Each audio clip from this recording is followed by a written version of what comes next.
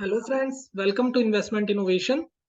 तो आज मैं जो आपके सामने एक एनालिसिस लेके आया हूँ, एक कंपनी का एनालिसिस लेके आया हूँ जो है सीएट लिमिटेड, जैसा कि आप लोग का स्क्रीन पे देख सकते हैं। बेसिकली इस कंपनी को एनालाइज करने का रीजन क्या था और मैं क्यों इस तरीके के शेयर को एनालाइज करना चाह रहा हूँ आपके साथ। तो बेसिकली इसमें एक स्टडी है जो हम सब लोग मिलके सीखते हैं और एक अपनी ट्रेडिंग स्किल्स को शार्प करने की कोशिश करते हैं। तो देखिए, सबसे पहले बात करते हैं इस कंपनी की मार्केट कैपिटलाइजेशन की। 6,540 करोड़ का मात्र इसका मार्केट कैप है। और अगर मैं बात करूं अपने फील्ड में, ये काफी अच्छा नाम माना जाता रहा था पहले। बट आज की अगर मैं बात करूं तो एमआरएफ और भी दो तीन शेयर हैं, अपोलो टायर्स, जेके टायर, गुडियर। तो बहुत अच्छे अच्छे नाम और भी है मार्केट में। बट सीएट के को एनालाइज करने के पीछे मेरा एक रीजन है, इसका पीई जो कि 171 का आ रहा है। जी हाँ, इतने महंगे पीई का रीजन क्या है, मैंने ये देखने की कोशिश करी। बट मुझे कोई ऐसा लॉजिक नजर नहीं आया जिसकी वजह से ये पीई ये कंपनी जस्टिफाई कर सके। ऑल्दो इस कंपनी का जो इस इंडस्ट्री का टोटल पीई है या एवरेज पीई है वो 30 के आसपास का है। और अगर मैं इस कंपनी के आरओसी और आरओई की बात करूं तो कुछ ऐसा खास नहीं दिखाई दे रहा, जिसकी वजह से 171 का पीई देने के लिए एज ए इन्वेस्टर मैं किसी को राजी होऊंगा या मैं देने के लिए राजी होऊंगा। ऑब्वियसली मेरी नजरों में ये कंपनी बहुत महंगी है। और अगर मैं बात करूं यहाँ पे डेट इक्विटी की, तो देखिए डेट डेट भी अच्छा खासा कंपनी ने ले रखा है यहाँ पे 0.73 का। अगर मैं इसकी पीयर कंपनीज के अकॉर्डिंग बात करूं, आप देख सकते हैं पिछले वीडियो में भी मैंने एक बालकृष्ण इंडस्ट्रीज का एनालिसिस करा था। और ऑब्वियसली वो इससे कहीं गुना बेहतर कंपनी है, कहीं गुना बड़ी कंपनी है। बट मेरी उस कंपनी में या इस कंपनी में इन्वेस्टमेंट और डिसइन्वेस्टमेंट कंपनी करने की कोई एडवाइस नहीं है। आप अपने फाइनेंशियल एडवाइजर से डिस्कस करके ही ये चीज करें। मैं सिर्फ लर्निंग देना चाह रहा हूँ, आप समझिए, चीजों को समझिए, परखिए, उसके बाद इन्वेस्ट और डिसइन्वेस्ट करना सीखिए। क्योंकि देखिए, अगर मैं बात करूं यहाँ पे खाली 6%, 6.5% की आरओसीई को लेके अगर हम आगे बढ़े, तो कंपनी ने 3 साल में जो एवरेज ग्रोथ दी है सेल की 10%, ऑल दो प्रॉफिट इनका नेगेटिव में गया है।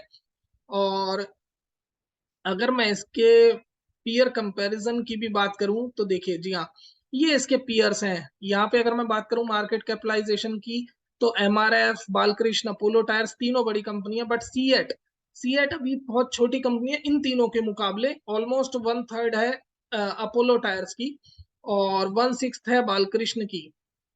तो आप देख सकते हैं यहाँ पे सेल्स कितनी दिखा रही है, 2894 करोड़, यानी कि 2900 करोड़ की सेल पे सिर्फ 6 करोड़ का प्रॉफिट। मजाक है क्या यार? 6 करोड़ के प्रॉफिट पे आप 171 का पीई लेके चल रहे हो, जहां पे आप ना तो जस्टिफाई कर पा रहे हो इतने पीई को। और ब्रांड वैल्यू भी ऐसी कुछ खास नहीं है कि अगर मैं मार्केट में बात करूं कि सीएट के टायर को मैं लेने जाऊं या मैं मेरे को सीएट का टायर नहीं मिल रहा होगा तो मैं एमआरएफ का नहीं लगवाऊंगा।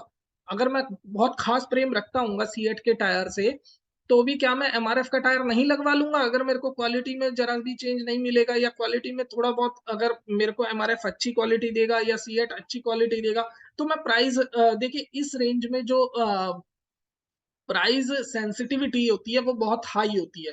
आप समझने की कोशिश करिए। दूसरा, इसके बारे में एक स्पेसिफिक रीजन यहाँ पे है। आप देखिए, ये कंपनी अपना जो रेवेन्यू है वो कहाँ से डिराइव करती है। ये देखिए यहाँ पे ग्लोबल प्रेजेंस इसकी और रेवेन्यू, ये 71% जो है रिप्लेसमेंट से ये डिराइव करती है। 71% मतलब रिप्लेसमेंट ऑफ टायर से ये 71% डिराइव करती है। लेकिन अगर इसकी मेजर मार्केट देखी जाए, तो मैंने यहाँ कहीं पढ़ा था इसकी मेजर मार्केट, यहाँ पे कहीं मैंने श्रीलंका पढ़ा था। और ये बता रहे थे कि इनकी 50% मार्केट जो है श्रीलंका की है। जी हाँ, ये देखिए, ये रहा। Company exports to almost 90 countries, 90 से ज्यादा कंट्रीज में ये एक्सपोर्ट करते हैं। बट श्रीलंका से ही 50% मार्केट शेयर है, आप समझिए मेरी बात को। बाकी 50% जो है 89 कंट्रीज में कंट्रीज से ये लोग रेवेन्यू ले पाते हैं। और बाकी और जो 50% इनका मेजर चंक है वो श्रीलंका से आ रहा है, जहां पे इकोनॉमिक क्राइसिस हो चुका है पूरा। तो क्या कंपनी के बिजनेस में इम्पैक्ट नहीं आएगा? और मेरा ये मानना है इस तरीके के जहाँ पे डिपेंडेंसी होती है, इतना ह्यूज चंक रेवेन्यू का जहाँ पे डिपेंडेंसी होती है, वहां पे कहीं ना कहीं कंपनी के बिजनेस में आगे फर्क पड़ना लाजमी है। और इस तरीके के बिजनेस में आपको मेजर डाइवर्सिफिकेशन देखना चाहिए, अपने एक्सपोर्ट अदर कंट्रीज में भी बढ़ाने चाहिए, जिससे कि आप किसी एक कंट्री पे डिपेंडेंट ना रहें। अगर वहां पे अनस्टेबिलिटी आती भी है तो इस तरीके से आप पर्टिकुलर डिपेंडेंट ना रहें। तो मेरा जो लॉजिक है इस कंपनी को डिस्कस करने का वो यही था आप लोगों के साथ, कि देखिए यहाँ पे जो 171 का पी है और यहाँ पे 1617 रुपए का करंट प्राइस चल रहा है, जो कि ऑलमोस्ट अपने 52 वीक हाई के आसपास चल रहा है। तो मुझे ये जस्टिफाई नहीं लग रहा। अगर आप मेरी बात करें, अब मैं इसके टेक्निकल चार्ट पैटर्न की बात करता हूं। तो देखिए टेक्निकल चार्ट पैटर्न पे आप यहाँ देखेंगे, ऑलमोस्ट जहां से मार्केट गिरा, ये वीकली कैंडल्स मैंने लगा रखी हैं। तो वीकली कैंडल यानी कि अक्टूबर से मार्केट गिरा था, अक्टूबर 21 से, जी हाँ, यहां से मार्केट गिरा था, और ये ऑलमोस्ट यहां से मार्केट गिरने के बाद 32-33% अप हो चुका है। तो इसमें कोई दो राय नहीं है, मार्केट गिरे बहुत अच्छी बात है, शेयर बढ़े बहुत अच्छी बात है, लेकिन उसके साथ साथ उसके फंडामेंटल्स भी उसे सपोर्ट करने चाहिए।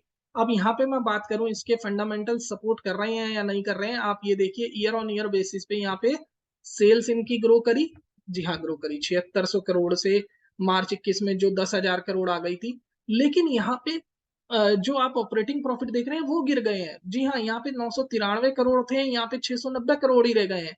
और यहाँ पे नेट प्रॉफिट खाली 30 करोड़ का, और उसके बाद भी टैक्स वगैरह देने के बाद खाली ट्रेलिंग 12 मंथ्स की बात कर रहा हूँ 20 करोड़ का। तो देखिए ईपीएस कंपनी की लगातार गिरती हुई नजर आ रही है।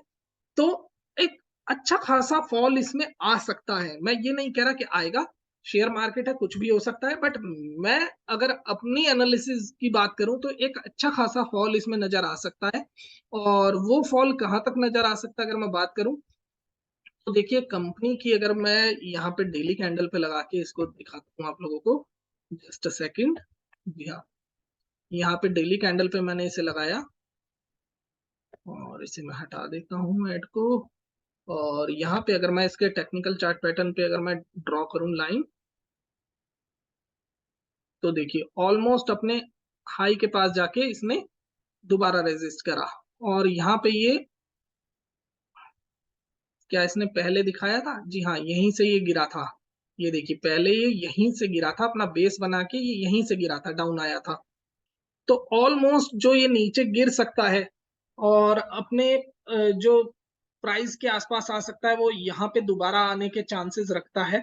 तो 550 या 600 रुपए के आसपास ये वापस आ सकता है, जब तक इसमें फंडामेंटल्स अच्छे ना हो और एक बहुत अच्छी ग्रोथ ना दिखा रही हो company.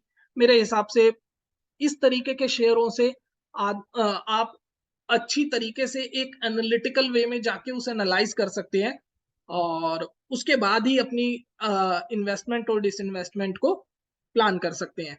But I am repeating again, please do your own research and consult with your financial advisor before investment or disinvestment in any particular share.